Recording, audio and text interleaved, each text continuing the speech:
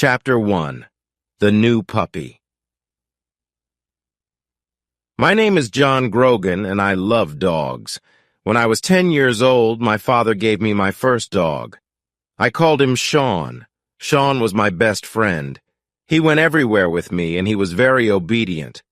When I called him, he came to me. He played with me, and he walked next to me without a leash. In the car, he sat next to me quietly. After many years, Sean died. He was 14 years old. By that time, I wasn't a boy, I was a man. I had my first job. Sean was a great dog. I wanted to get another dog, but it had to be as wonderful as Sean. Some years later, I moved to Florida and married Jenny. Jenny and I had jobs with newspapers. We were very happy.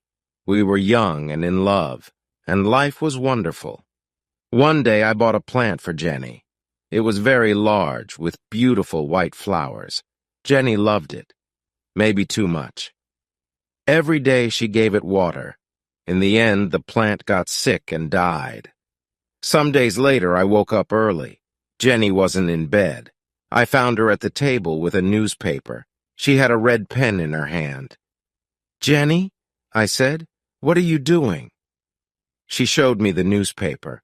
It was open at a page of ads. "Look at this, John," she said. I saw an ad with a big red line under it. Beautiful Labrador puppies, 5 weeks old. "I can't forget about that plant," Jenny said. "Why couldn't I look after a plant? I only had to give it water, but I killed it." She looked sad, but then she smiled. "I can't look after a plant, but maybe I can look after a dog. And later, maybe I'll be ready for a baby." I thought about that. Jenny and I wanted to have children one day, but we loved dogs, too. Our little house was a good place for a dog. We lived near a park and near a beach, and the house had a big yard with lots of trees. "Okay," I said. I put my arms around Jenny. "Let's get a dog." So some days later, we drove to the address in the ad. The house was in the middle of some woods.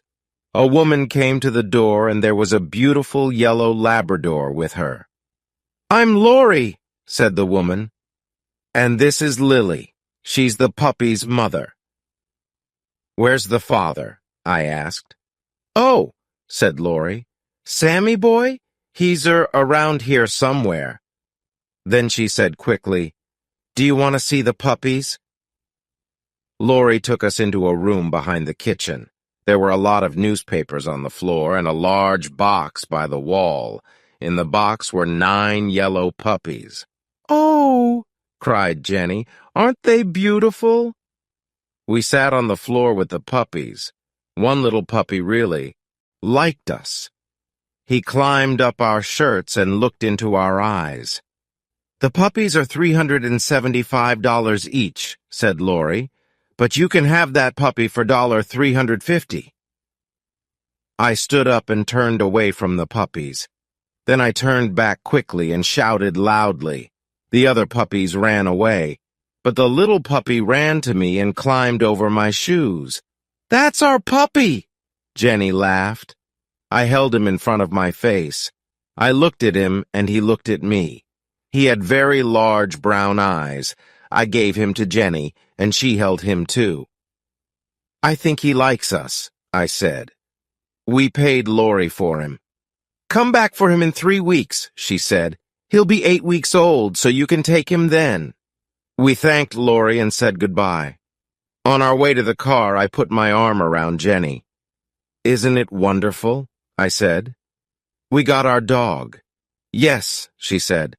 "I can't wait to bring him home." Suddenly, we heard a loud noise in the woods. Something ran out of the trees, something large and yellow. It was a big Labrador, but this dog was very different from Lily.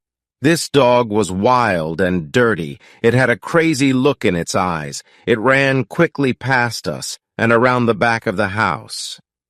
"I think," I said slowly, "that's Dad."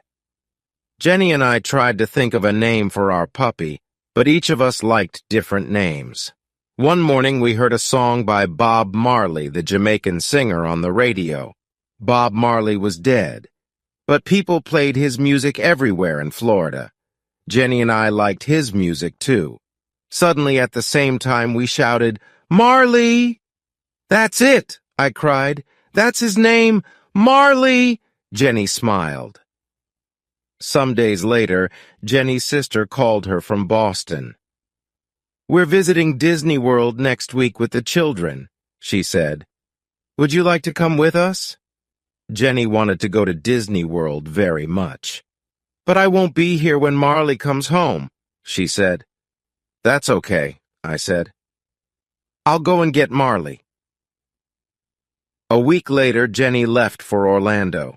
That evening after work, I drove to Lori's house. Marley was a very large puppy now. "He eats a lot," said Lori. "Are you ready for your new home, Marley?" I said. I used his name for the first time, and it felt right. Marley sat next to me in the car.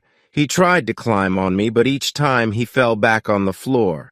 In the end, he climbed up and sat on me. He wagged his tail happily. When we got home, I took off his leash. Marley began to sniff. He went around the house and sniffed everything. Then he sat back and looked at me with his large brown eyes. I could read Marley's thoughts. "This place is great. But where are my brothers and sisters?" I took Marley to the garage next to the house. It was a warm, dry room. "Marley," I said, "this is your room now." I put some newspapers down on the floor. I put some playthings down, too. Then I put some water in a bowl and made a bed from a large box. "You're going to sleep here," I said. I put Marley into the box. He looked sadly up at me. I went back into the house and closed the door. I stood and listened. I could hear nothing. Then I heard a cry, and then another cry. The cries got louder and louder. When I opened the door again, Marley stopped crying. I petted him for some time. Then I left again and closed the door. Marley started to cry again. I was very tired, so I went to my bedroom. My bedroom wasn't near the garage, but I could hear Marley's cries. I felt sorry for him. His family wasn't there. After I got into bed, I listened to Marley's cries for half an hour. Then I got up and went back to the garage. Marley stopped crying and wagged his tail. I carried his box into my bedroom and put it on the floor next to my bed. Then I got into bed and put my hand down into the box. Some minutes later, Marley was asleep. I slept too. Chapter 2. Life with Marley. For the next 3 days, I played with Marley. I lay on the floor and he climbed on me. He followed me everywhere and he tried to chew on everything. When Jenny came back from Disney World, she played with Marley too. She held him and petted him. She got up in the night and took him outside. Most of all, she gave him food. Marley ate 3 large bowls of puppy food every day. He got bigger all the time. His head and his paws were very large, and his tail was thick and heavy. When he wagged his tail, he pushed everything onto the floor, magazines and glasses and photos. Marley loved to grab things and hold them in his mouth. He grabbed things from the floor and from the dining room table. He grabbed shoes, pens, bottle tops, and many other things. "All right, what have you got this time?" I asked. When I opened his mouth, I always found something new inside. Every morning I took Marley for a walk on the beach. Then I put him in the garage with a bowl of water and some playthings. After that, I went to work. I always said, "Be a good boy, Marley." Jenny came home at lunchtime and gave him food. In the evenings, we took Marley down to the beach again, but our walks weren't easy.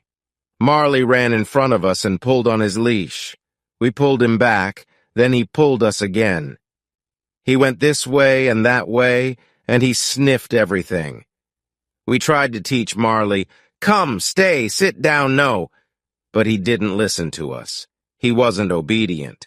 He was like an excited child, but every day he got bigger and stronger.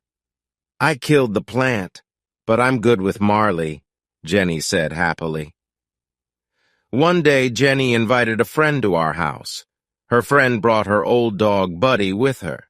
Buddy and Marley ran and played. Then they were tired, so they lay down in the yard. Some days later, Jenny was with Marley when she said, "Come and look at this, John." I looked and I saw something small and black in Marley's fur. "Oh no," I said, "Marley has fleas." They were on his paws, inside his ears, and under his tail. "Buddy had fleas, and he gave them to Marley," said Jenny angrily. She ran out and got into her car. Half an hour later, she came back with bags of chemicals. First, she washed Marley's fur with the chemicals. Then she put him in the garage and cleaned the house carefully. I cleaned the yard. Every day after that, we looked in Marley's fur, but we couldn't see any more fleas. Some weeks later, Jenny said, "John, I'm going to have a baby." "That's wonderful," I said. I was very happy. We were ready for a baby now. Then Jenny said, "But will those chemicals be a problem?" "What chemicals?" I asked. "What do you mean?" "Don't you remember? I used very strong chemicals when Marley had fleas."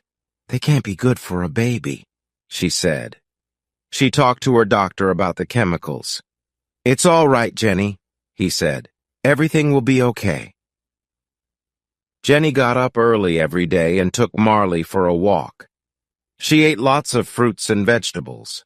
After 10 weeks, she and I saw the doctor again. "Would you like to see your baby?" he asked. "Yes, please," we said. We felt very excited. The doctor took us into a room at the back and Jenny lay down. He moved something over Jenny. On a machine next to him, we could see something like a small gray bag, but we couldn't see a baby inside. "Is there anything in there?" asked Jenny. After a time, the doctor said quietly, "I'm very sorry, Jenny.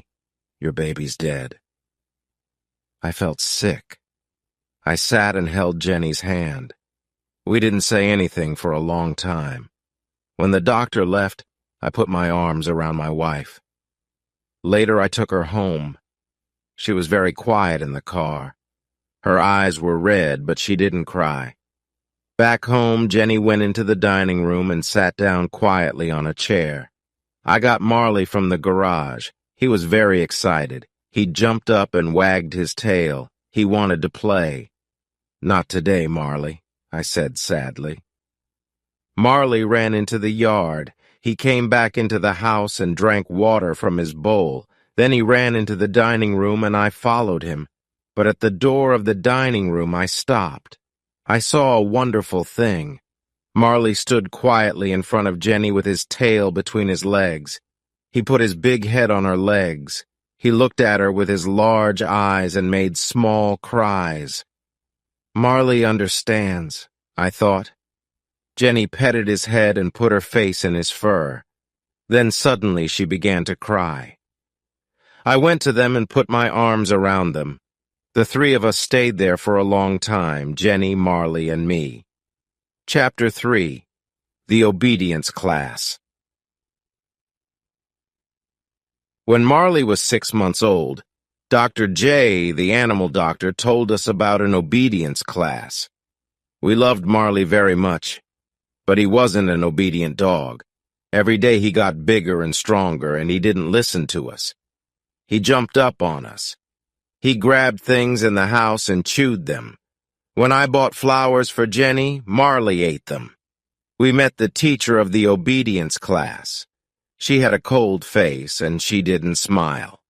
"There are no bad dogs," she said, "but there are some very weak people." The class was every Tuesday evening. We put Marley into the car and drove to the first class. When Marley saw the other dogs, he got very excited. A party! He jumped out of the car. I ran after him, but I couldn't catch him.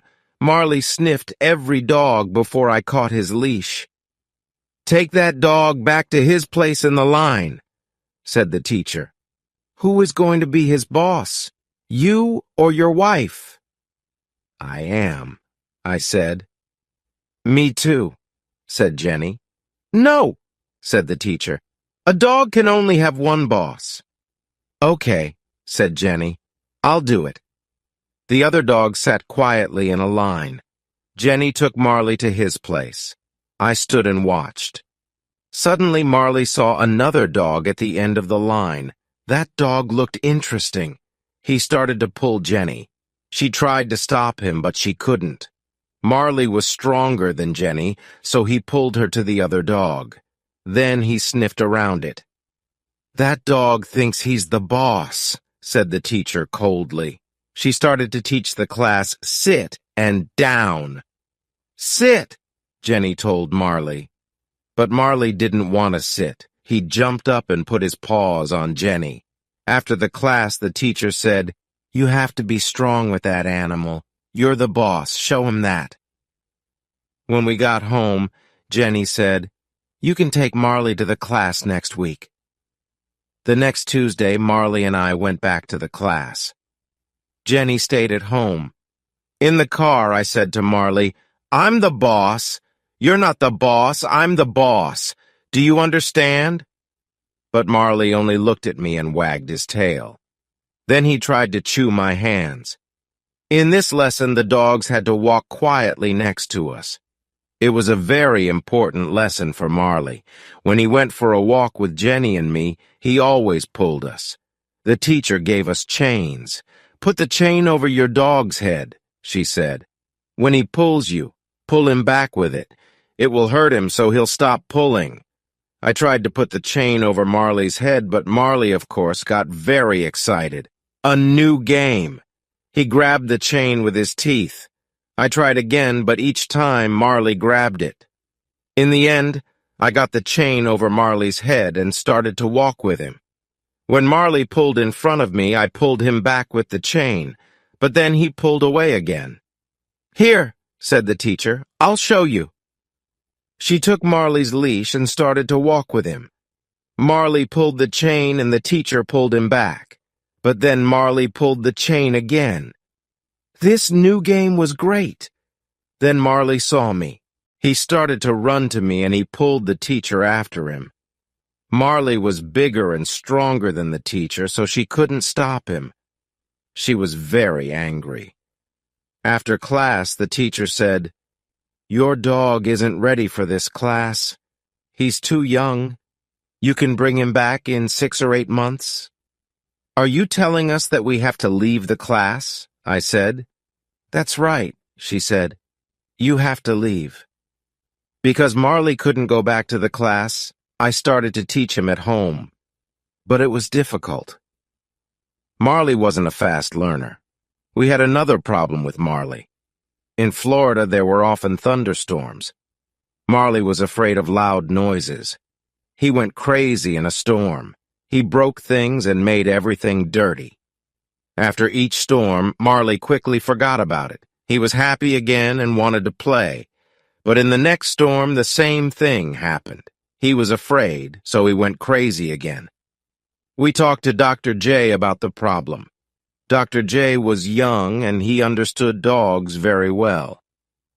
"What can we do?" we asked. "When Marley gets crazy, he breaks things. One day he'll get hurt in a storm." "Marley is 7 months old," said Dr. J. "I'll neuter him.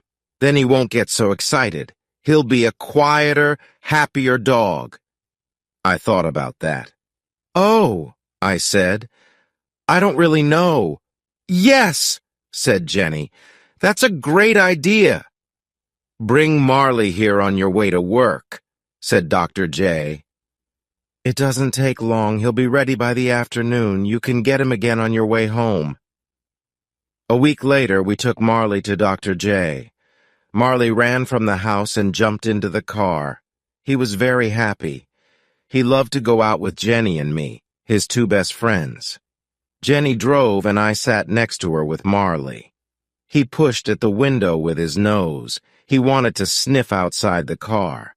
I opened the window and Marley put his nose outside. "I feel sorry for Marley," I said to Jenny. Then I looked at him. His front paws were out of the window. "John," said Jenny, "what's Marley doing? Please be careful." "He's fine," I said. "He only wants to put his head outside." Marley put his head out of the window. Then suddenly he pushed his front legs out too. He tried to jump down on the road, but the road was very busy with cars. "John!" shouted Jenny. "Hold him!" Jenny tried to stop the car, but she couldn't. The other cars drove around us very fast. It was very dangerous. Now Marley's front paws were down on the road. He ran next to the car. I grabbed him by his tail and Jenny stopped the car. "Now what?" I shouted. I couldn't pull Marley back into the car. I couldn't open the door. I couldn't get my other arm out. And there were cars all around us. The other drivers looked at us angrily. Jenny opened her door and got out of the car. She ran around it and grabbed Marley. I opened my door and got out too. In the end, we got Marley back into the car. When we got to Dr. J's, I took Marley inside. He sniffed everywhere, then he pushed over a table with magazines on it. I gave Marley's leash to Dr. J. "Please neuter him as quickly as possible," I said. "Please." That evening, when I took Marley home, I saw a change in him. He wasn't excited and crazy. He moved quietly and slowly. Good, I thought. Chapter 4. Changes at Home. Jenny and I worked hard at our jobs. We also worked hard at home. So one evening I said, "Let's go on vacation, Jenny." The next day I bought 2 airplane tickets. They were for a 3-week vacation in Ireland. "What are we going to do about Marley?" asked Jenny. "We can leave him in the house," I said. "Somebody can stay here with him." "Marley is a difficult dog," said Jenny. "That person will have to be kind but also strong. He or she will have to be his boss." "I know," I said. Then I had an idea. Kathy loves animals. Kathy worked in my office. The next day I asked her, and she said yes. Before she arrived, I wrote some notes for her about Marley. There were 6 pages of notes. I showed them to Jenny. "Did I forget anything?" I asked. Jenny read the notes. Then she said, "You can't tell Kathy all that. She won't want to stay with Marley." But when Kathy read the notes, she smiled. "Marley and I will be fine," she said. "Have a great vacation." Jenny and I had a wonderful vacation in Ireland. The weather was fine and warm. We drove on small country roads and walked by the ocean. At night, we stayed in the houses of Irish families. We forgot about our jobs in Florida. When we arrived home, Marley ran outside to us. Kathy stood at the door. She looked very tired. Her bag was next to her. "I'm sorry," she said, "but Marley broke a lot of things in the house. He wasn't obedient and he didn't listen to me. We thanked Kathy, but she wanted to leave very quickly." I turned to Marley. "All right, Marley," I said. "Tomorrow you're going to learn about obedience." The next morning, Jenny and I went back to work. But first, I put the chain around Marley's neck and took him for a walk. Marley started to pull me. "Sit, Marley," I said. Marley sat. "Okay, let's try that again," I said. We started to walk and Marley pulled me again. I made the chain very short and pulled him back. It hurt him, but it was the only way. In the end, he learned his lesson. He walked next to me and didn't pull me. I felt very happy. "Good, Marley," I said. "I'm the boss." Some days later, Jenny called me at the office. "John," she said, "I went to see the doctor. I'm going to have a baby." This time, Jenny and I were very careful, and we put away every chemical in the house. Jenny looked well. She got up early each morning and took Marley for a walk by the ocean. When we went to the doctor, we saw our baby on the machine. But I didn't forget about Marley. I worked with him every day. Marley was more obedient now, but he didn't listen to me all the time. He came when I called him sometimes. In our yard, we had a fruit tree. Marley loved eating fruit, but it went through him quickly. His poop was everywhere in the yard. He ate a lot of other things, too. These went through him and came out in his poop toys, pens, and bottle tops. I bought Jenny a beautiful chain for her birthday. She loved it, and she put it around her neck. But some hours later, she cried, "My chain! Where is it? Maybe I didn't put it on right." "We didn't go outside," I said, "so it's here in the house." We looked in every room, but we couldn't find the chain. Suddenly, Jenny said, "What's that in Marley's mouth?"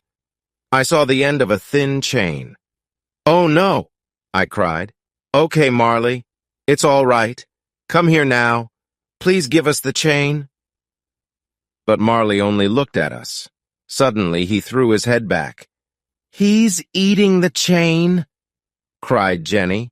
I opened his mouth and pushed my hand down, but I couldn't find the chain. "We'll have to wait," I said. "The chain will go through Marley and come out in his poop." I gave Marley lots of fruit. We waited for 3 days. I followed Marley everywhere. When he pooped, I looked for the chain, but it wasn't there. On the 4th day, I found it. After I washed it, it was very clean. It had a beautiful shine. "That's wonderful," Jenny said. "It shines better than before." Jenny wore that chain for years. When I saw it, I always thought of Marley. Our son was born in St. Mary's Hospital in Palm Beach. We called him Patrick, an Irish name. "Things are going to change at home for Marley now," said Jenny. "Maybe he won't like the changes." I brought Jenny and Patrick home from the hospital. Patrick was asleep, and we put him on our bed. Then we went to the garage and brought Marley into the house. He followed Jenny into the bedroom, but he didn't see Patrick on the bed. Then Patrick made a small noise, and Marley's ears went up. "Where did that noise come from?" Patrick made another noise. Marley held up a paw, and Jenny and I watched him. "What's Marley going to do?" I thought. Marley jumped up onto the bed. I pulled him back quickly and held him. Patrick's eyes were very wide. But Marley didn't want to hurt Patrick. He sniffed all around him. Now Marley had a new best friend. When he was near Patrick, he wasn't wild and crazy. At night, he slept under Patrick's bed. 6 months later, Patrick started to move around. Marley lay on the floor, and Patrick climbed over him. Sometimes Patrick pulled Marley's fur, but Marley lay quietly and didn't move. We were parents now, and we were happy. We had our wonderful baby. We had our dog. We had our house by the ocean. Life was good. Then, when Patrick was 9 months old, Jenny said, "I'm going to have another baby." Chapter 5. Difficult Days. Sometimes bad things happened in our street. One night in October, Jenny and I were in bed. Marley lay on the floor next to me. Suddenly I heard a cry, the cry of a girl. It came from the street outside. I felt afraid, but I jumped out of bed. "Come with me, Marley," I said. "Please, John, don't go out there," said Jenny. "Call the police," I said. "I'll be careful." I held Marley by the end of his chain. The girl cried again. We went outside, and a man ran away down the street. 2 young men ran to me. "Go and stay with the girl," they shouted. "Help her. We're going after the man." I ran to the girl. She was my neighbor's daughter, Lisa. She was 17 years old. Her shirt was red and wet. "What happened?" I asked. I was in my car, she said. A man got in and put his hand over my mouth. He said, "Don't make a noise." But I did, and he cut me with his knife. I held Lisa in my arms. "It's going to be all right," I said. But I didn't really think that. Lisa's face was gray, and she was very weak. I looked at Marley. He stood and looked down the street. He looked strong and ready for a fight. Nobody could get past him. Some minutes later, the police arrived with Doctor, and they took Lisa away. A policeman asked me questions. Then I went home with Marley. Jenny met us at the door. "Marley was a different dog tonight," I said. "Nothing can hurt us when he's with us." I looked at Marley. "You did well tonight," I said. "Lisa didn't die. She got well again. But I never forgot that night. One night when Jenny and I were in bed, she said, 'John, I think the baby is coming. Please call the doctor.' Something's wrong, I thought. It's too early for the baby. I took Jenny to the hospital. 'Your baby is too small,' the doctor said to her. 'We have to stop him coming out. You'll have to stay in the hospital.' Jenny was in the hospital for 12 days. I stayed at home with Patrick and Marley. I did the housework. I cooked and washed clothes. In the evenings, I was very tired. Marley sat and looked at me sadly. I could read his thoughts. I don't understand. Why doesn't John want to play with me? Why doesn't he take me for walks? And where's Jenny? I didn't do things at home very well. I left the bathroom door open all the time. Marley loved to go into the bathroom and to drink water from the shower. One day I took Patrick on a visit to the hospital. "What did you do to Patrick?" Jenny asked. "What do you mean?" I asked. "He's fine." "Look at him," said Jenny. I looked. His arms were in the legs of his baby clothes. Jenny called my Aunt Anita. She also lived in Florida, but in a different town. "Please, can you look after John and Patrick?" she said. 2 days later, Aunt Anita arrived. She did the housework, and everything at home was fine again. When Jenny came home, she had to stay in bed all day. This was a very difficult time for her. She couldn't cook or go for a walk. Worst of all, she couldn't hold Patrick. Marley brought his playthings into the bedroom and lay on the floor next to Jenny. He stayed there day and night. Aunt Anita had to go home to her husband, so I had to look after the house again. Then, one day, when the doctor visited Jenny, he said, "You can get up now. The baby is bigger." Jenny was very happy. She got up and played with Patrick and Marley. She started to do the housework. The next day, we went to a Greek restaurant for lunch. But suddenly, the baby started to come, so I took Jenny to the hospital. Then everything happened very quickly. 1 hour later, I held my beautiful new son in my arms. Jenny and I had 2 sons now, Patrick and Connor. One was 17 months old and one was a baby. We were very happy with our sons, but we were tired all the time. The babies woke us every night. We couldn't sleep for more than 2 hours. Connor had problems with Jenny's milk. After he drank, he was sick, so Jenny was very sad. "What's wrong with me?" she said. "Connor doesn't like my milk. Maybe I'm not a good mom." She started to get angry quickly. She didn't get angry with Patrick and Connor, but she was often angry with Marley and me. Marley could do nothing right. I bought a plant and planted it in the yard. The next day, Marley pulled it out and ate it. Then he broke a door in the house. He went crazy when there was a thunderstorm. One day when I got home from work, I found Marley with Jenny. Jenny was very, very angry. "Why do you break everything?" she shouted. "You're a very bad dog." Marley stood with his head down, and she hit him again and again. I went and grabbed Jenny's arms. "Hey, hey, hey!" I shouted. "Stop! Stop!" I looked into Jenny's face, but the look in her eyes was new to me. Her face was the face of a stranger. "Get him out of here," she said. "Get him out of here now." I opened the front door and Marley ran outside. When I turned back for his leash, Jenny said, "You have to find Marley a new home." She couldn't mean it. She loved this dog. I walked out of the door. Marley ran and jumped around. He wasn't hurt. I took Marley into the street and said, "Sit!" He sat.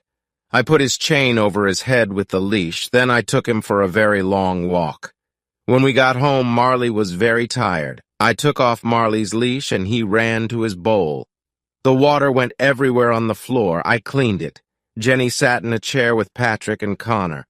When I walked past her, she said quietly, "I want that dog to leave." I felt very sad. Marley was my friend and I loved him.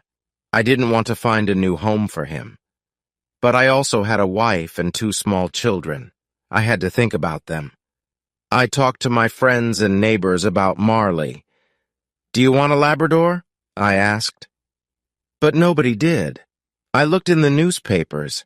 They were full of ads from people with dogs, and a lot of the ads were for Labradors. These people paid a lot of money for their dogs, I thought. But now they're looking for new homes for them. Labradors are too difficult, too big and strong. Marley wasn't an easy dog. He wasn't obedient, and he broke things. But we brought him to our home when he was a puppy. He loved us and we loved him. He was our dog. I took Marley back to the obedience class. A different teacher was there now. This time, things went better. I said, "Sit!" and Marley sat. I put the chain around his neck and he walked quietly next to me. I said, "Stay!" and he stayed. I walked away from him, but he didn't move. Then I turned and said, "Come!" Marley ran quickly to me. "Good boy, Marley," I said. Good boy." At the end of the 8 weeks, the teacher gave me a paper. It said, "Marley did well in the obedience class." I was very happy. On the way home, I sang after this. A wonderful thing happened. Jenny got better. She stopped being sad and was strong and happy. She was a good mother to Patrick and Connor, and she was kind to Marley again. She danced around the room with him. Sometimes at night, when he was quiet, she lay on the floor with him, her head on his neck. "Jenny's here with us again, Bob," I thought. "That's great." Chapter 6. Marley Makes a Movie. Jenny's friend Colleen worked for a film company. One day, Colleen called Jenny. "My company is making a film about a family in Florida," she said. "They want pictures of a family home. Can I come and take some pictures of your house?" Colleen came and took photos of our home and the children and of Marley, too. She showed them to her boss, Bob Goss. Some days later, Jenny called me at work. "Bob Gossie is making a movie about a family with a dog," she said excitedly. "So he's looking for a dog, a big family dog. He saw Colleen's photos and he's interested in Marley." "Really?" I said. "You mean Marley? Our Marley?" The next day, Colleen came to our house and took Marley to her boss. 2 hours later, she brought him back again. "Marley was great," she said. "Everybody loved him." Some days later, the company started filming. "Bring Marley to the Gulfstream Hotel at 9 o'clock, Bob Gossie told us. We put the children and Marley into the car and drove to the hotel. A lot of people stood outside. The police were there, too. One of the policemen looked inside the car. He saw Jenny, 2 small children, and a large dog. "You can't come this way," he said. "You have to turn back." "But we're with the film company," I said. "Our dog is in the movie." "Really?" the police officer said. Then he looked at a paper in his hand. You have the dog? Marley's name was on the paper. I have the dog, I said. Marley the dog. Oh, said the policeman. He turned to another policeman and shouted, He has the dog, Marley the dog. Then he turned to us again. You can come in, he said. I felt very important. Marley was famous. The cameraman started to film Marley, but Marley wasn't obedient. He ran and jumped. He chewed through his leash. Cut, cut, cut, shouted Bob Goss. At the end of the day, we took Marley home.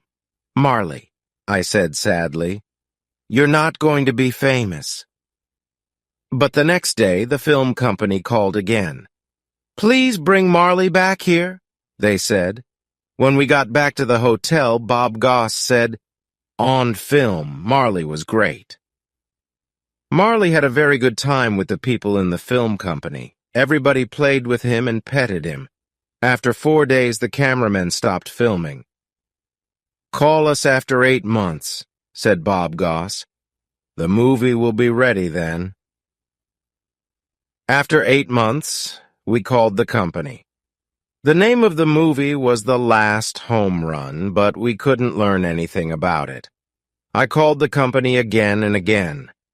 2 years later, I was in a store and there were a lot of movies on the shelves. Suddenly, I saw The Last Home Run. Marley's movie. I bought it and took it home.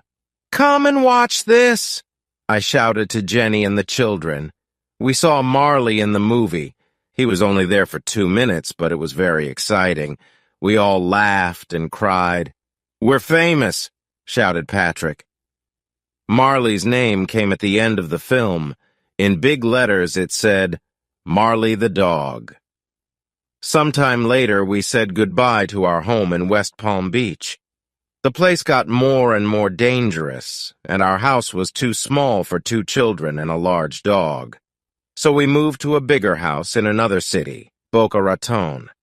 A lot of rich people lived in Boca Raton. They had expensive cars, big houses, and beautiful clothes. There were many good things about our new house.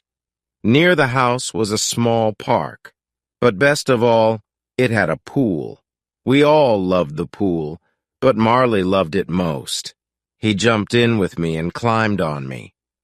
But there was a problem with the garage in our new house. It had no windows and it got very hot in summer, so we couldn't put Marley in it when there was a thunderstorm. I took Patrick and Connor to the pet store and we bought a strong cage for Marley. We put it next to the washing machine. I put some food in the cage. Come here, Marley, I called. Marley went inside and I closed the door of the cage after him. He lay down on the floor and chewed his food happily. This is going to be your new home when we're away, I said. That evening we went out for dinner. Before we left, I opened the door of the cage. Marley walked inside and I closed the door. Be a good boy, Marley, I said. We had dinner in a restaurant, then we went for a walk. This is great, said Jenny. We can forget about Marley. We know he's fine in the cage. She smiled happily. We went home and walked to the front door. I looked at the window next to it. Something was there, in the window. Something black and wet. It was Marley's nose. What's that? I said. How could, Marley? When I opened the front door, Marley ran to us happily. Everything in the house was fine. Then we looked at the cage. The door was open. But how did Marley get out? Asked Jenny. He opened the door from inside, I said. He's smart, and he's very strong. Day after day when we left the house, we put Marley into the cage. When we came home, sometimes he was there. Sometimes he was at the window. We tried to make the cage stronger, but Marley was stronger than the cage. When he wanted to get out, he pushed the door open. Chapter 7. The World's Worst Dog. Many people in Boca Raton had dogs, but their dogs were very different from Marley. Most of these dogs were very, very small. Rich women carried them in their handbags and took them into expensive stores and in their fast cars. Marley wanted very much to be friends with these small dogs, but the dogs didn't want to be friends with Marley. The weather in Boca Raton was very good, so lots of restaurants had tables and chairs outside. Customers brought their dogs with them to the restaurants. People ate their food or drank coffee, and their dogs lay quietly on the ground. One Sunday afternoon, we went out for lunch. We parked our car and walked up and down the street. Many other people were out with their dogs, too. Marley walked next to me on his leash. We found a restaurant and sat down outside. I put Marley's leash around one of the legs of the strong, heavy table. The waiter came and we asked for some drinks. Then Jenny held up her glass happily. "To a beautiful day with my beautiful family," she said. Suddenly our table started to move. It moved quickly between the other tables and the other customers.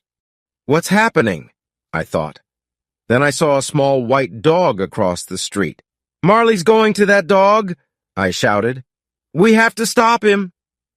We jumped up and ran after Marley and the table. "Sorry, sorry, sorry!" we shouted to the other customers. I ran and grabbed the table. Jenny grabbed it too. We held it and it stopped moving. I turned around and saw the faces of the other customers. Everybody looked at us with their mouths open. We carried the table back to its place and a waiter came. "I'll get some more drinks for you," he said. "No, said Jenny. "We'll pay for our drinks and leave." Jenny and I had another baby. This time it was a girl, and we named her Colleen. When Colleen was 2 months old, I had my 40th birthday. I wanted to do something exciting on my birthday, but it was a very quiet day. When I arrived home from work, Jenny was tired. By 8:30, all 3 children were asleep, and Jenny was too. I felt a little sad. I took a drink outside. I sat and looked at the ocean. Marley lay on the ground next to me. I thought about my life, then I thought about Marley. He wasn't a puppy now, he was 6 years old, but he loved life and he was very happy. "Marley," I said, "it's only you and me tonight." I held up my glass. "We're not young, but we're having a good time." Some days later, my friend Jim called me. "Let's go out for a drink on Saturday," he said. Jim came for me at 6 o'clock and we went out to a bar. We talked and laughed. Then the barman called out, "Is John Grogan here? There's a phone call for John Grogan." It was Jenny. "The baby's crying," she said. "Can you come and help me?" "I'll take you home," Jim said. When we turned into my street, I saw a lot of cars. "Somebody's having a party," I said. Jim stopped the car outside my house and I invited him inside. Then, suddenly, the front door opened. Jenny stood there with Colleen in her arms. She had a big smile on her face. I looked into the yard. There were lots of people around the pool, my friends and neighbors. "Happy birthday, John!" they shouted. "I wanted to take Marley to the beach. You couldn't take pets onto most beaches in South Florida, but one small beach was different. Everybody called it Dog Beach. On Dog Beach, dogs could run freely. They didn't have to be on a leash. One morning in June, I took Marley to Dog Beach. There were lots of people with dogs, but the dogs were on leashes." "What happened?" I asked a man. "The police came," the man said. "We have to use a leash." So I walked Marley on his leash. But I felt sorry for him. After our walk, I gave Marley a bowl of water. Then a man arrived with a big black dog. It looked dangerous. "Don't be afraid of him," said the man. This is Killer, but he's very friendly. He doesn't fight other dogs. I told the man about the police. That's stupid, he shouted. This is Dog Beach. He took off Killer's leash, and Killer ran into the water. Marley looked at Killer, and then he looked at me. I could read his thoughts. Please, please, please, I'll be good. But then Marley started to drink from the ocean. Stop that, Marley, I cried. You'll be sick. But Marley didn't listen to me, and he didn't stop drinking. Then he started to turn around in the water. Oh, no, I thought. I ran into the water, but it was too late. Marley pooped everywhere. Hey, somebody shouted angrily. Get your dog. Marley, no, I shouted. I could feel everybody's eyes on me, and on Marley. No, Marley, no, no, no, no. Marley's poop was everywhere. The other people grabbed their dogs. Marley came out of the dirty water and looked at me happily. But we had to leave. That wasn't nice, the man with Killer said. Sorry, I said. I put Marley's leash on him. Other dogs didn't drink water from the ocean. Marley wasn't a bad dog, but sometimes he did stupid things. What's wrong with you, Marley? I said on the drive home. Sometimes you're the worst dog in the world. I never took Marley to the beach again. Chapter 8. We moved north. When Colleen was 2 years old, I got a job with a magazine in Pennsylvania, in the northeast of the United States. We were ready for a change from Florida. There were too many people and cars. The weather was always hot, with a lot of thunderstorms. We wanted to live in a quiet place in the country. We wanted to see summer, winter, spring, and fall. Most of all, we wanted to see snow. Our new home was very beautiful. There was a small river near our house, and there were woods all around it. Marley was very happy. Fi loved playing in the woods and running after small animals. 3 weeks after New Year, it snowed. The children were very excited because it was their first time. We put on warm jackets and ran outside. Marley followed us. Marley was very funny in the snow. He fell down all the time. Snow lay on his fur and his face. I could only see a black nose and 2 brown eyes. I could read his thoughts. I don't understand. What's this? It feels so cold and wet. But then Marley jumped up again. He ran around the yard and jumped through the snow. The children laughed happily, and Marley was happy too. We had a great time. It was almost the end of our first winter in Pennsylvania. We were very happy in our new house. But Marley was 9 years old now. He moved more slowly, and he slept for most of the day. Sometimes when I took him for a walk, he got very tired. His fur in many places was gray, not yellow. Life with Marley wasn't easy. He cost us a lot of money. He ate a lot of food, and he broke a lot of our things. We could never change him. We knew that. But he was one of our family. He loved us, and we loved him. That spring, I said to Jenny, "Let's get some farm animals." "Okay," she said.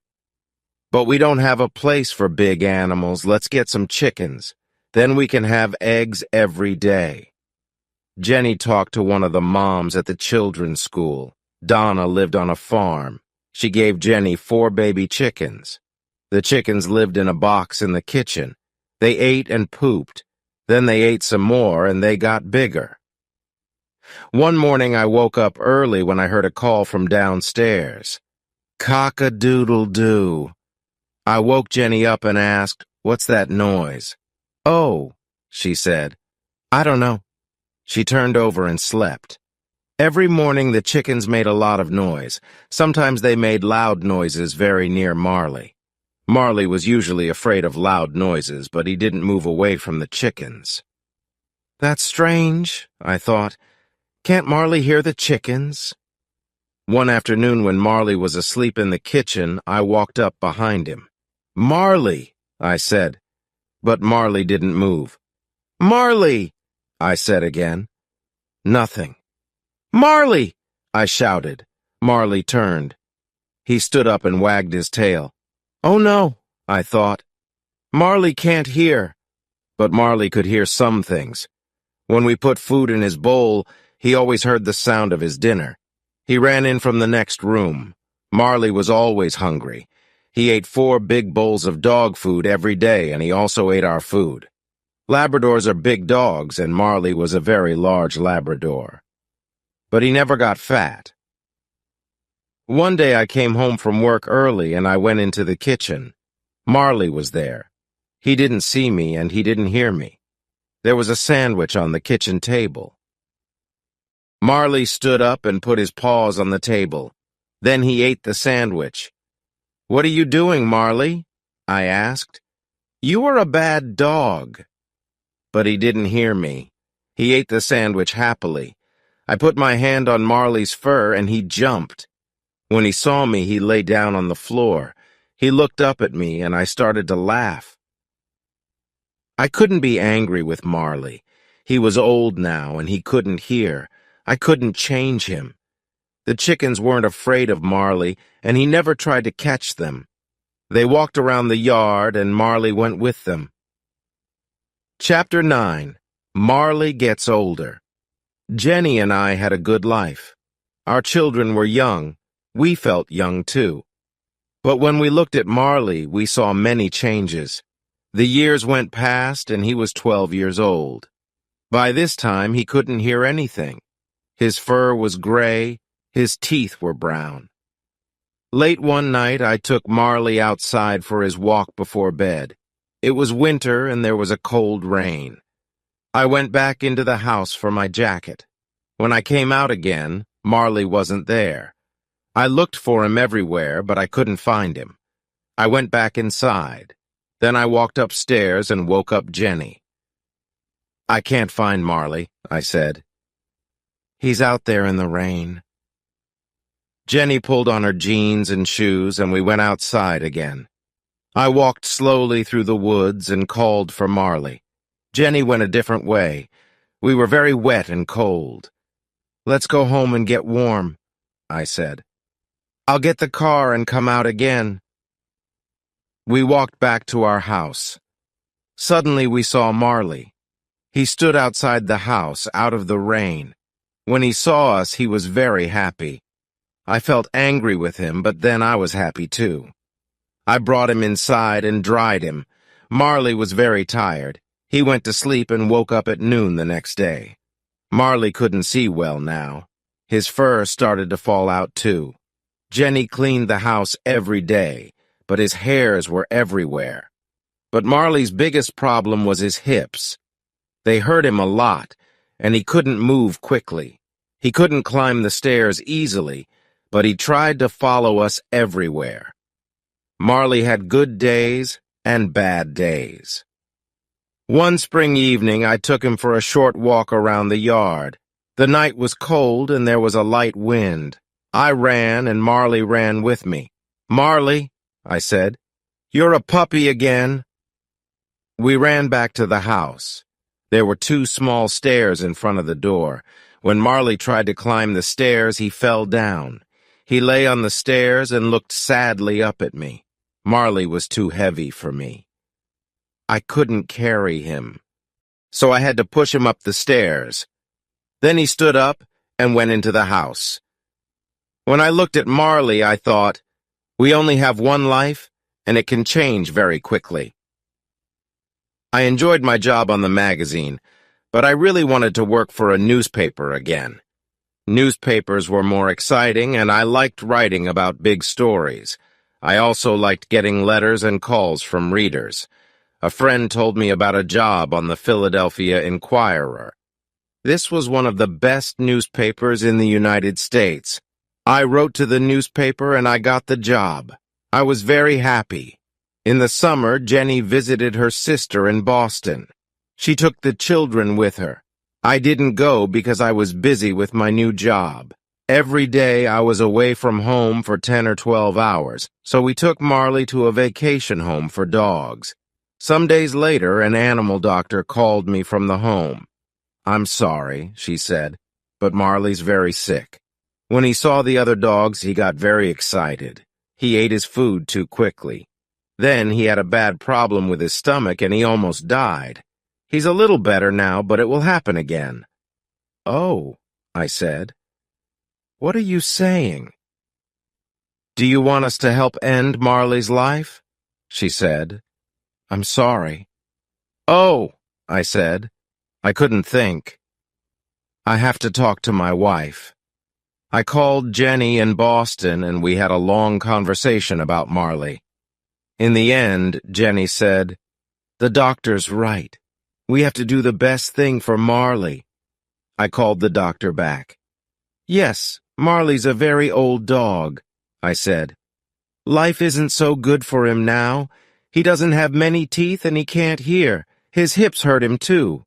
"Yes," she said. "Maybe we have to put him to sleep, but I'll call you again in an hour." When the doctor called again, she said, "Marley's a very sick dog, but he isn't getting worse." The next morning she called again.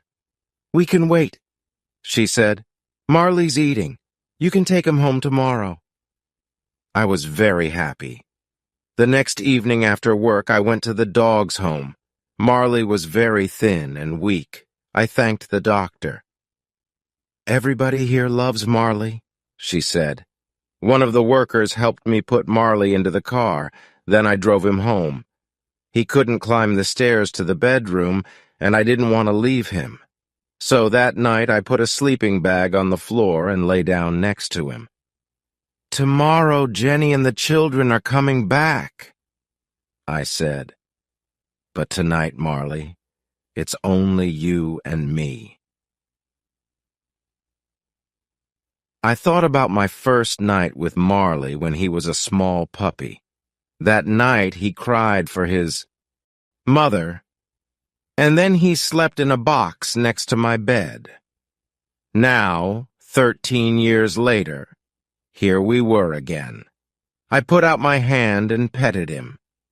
In the next weeks, Marley got a little better. A lot of the time he lay on the floor in the family room, asleep in the sun. But one morning when I was in the bedroom, I heard a noise. Then Connor shouted, "Help! Marley fell down the stairs." Marley lay at the bottom of the stairs. Jenny and I ran to him, but then he got up and walked away. "Marley had a bad fall," I told the children. "But he's okay." But Marley was hurt. When I got home from work that evening, he couldn't move. When he saw me, he tried to get up, but he fell down again on the floor. "I don't think Marley can go upstairs again," I said. But I was wrong. The next day, I was upstairs at my computer in my bedroom when I heard a sound. I turned around. Marley stood at the bedroom door. "Marley," I said, "what are you doing here?" I went to him and petted him. Then I looked into his eyes. "Marley," I said, "you're going to tell me when it's time, right?" Chapter 10. A Great Dog. Winter arrived early that year. The children waited for the snow. Can Marley live through another winter? I thought Jenny and I took the children to Disney World in Florida. It was their first Christmas away from home, and they were very excited. Jenny took Marley to the animal doctor's office. They gave him a home there and watched him carefully. We had a great family vacation, but on the way home somebody called us from the doctor's office.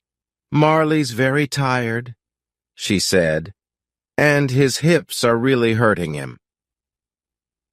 The next day, Jenny went for Marley. He got out of the car, but he couldn't walk into the house. He lay on the ground outside. Jenny called me at work. "I can't get Marley inside," she said. "He can't get up." I left my office and went home. When I arrived, Marley was inside the house, but he was very sick. He lay on the floor. For the first time in 13 years, he didn't get up when he saw me. His eyes followed me, but he didn't move his head. I looked at his stomach. It was very big. I called the animal doctors. "Bring Marley here now," a young woman doctor said. I looked at Jenny and she looked at me. "Marley has to go to the hospital," we told the children. "The doctors are going to try to make him better, but he's very sick." With Jenny's help, I put Marley into the back of the car. He lay on the floor. I petted his head. "Oh, Marley," I said again and again. At the hospital, I helped him out of the car and took him inside. The young doctor took him away. Then she came back and showed me some pictures of the inside of Marley's stomach. "I'm very sorry," she said quietly. "We can't do anything for Marley now." "I understand," I said. "Please, can I say goodbye to him?" "Yes, of course," she said. "Have as much time with him as you want." Marley was asleep. I got down next to him and ran my fingers through his fur. I held up each ear in my hands. I opened his mouth and looked at his teeth. Then I held up his front paw. "I want you to understand something, Marley," I said. "Sometimes we called you the world's worst dog, but you're not.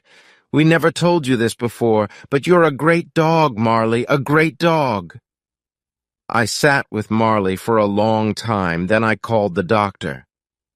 "I'm ready now," I said. I held Marley's head and the doctor gave Marley something. It didn't hurt him. He died quietly. "I want to take Marley home," I said. Two people brought a large black bag out to my car. Then I thanked the doctor and drove away.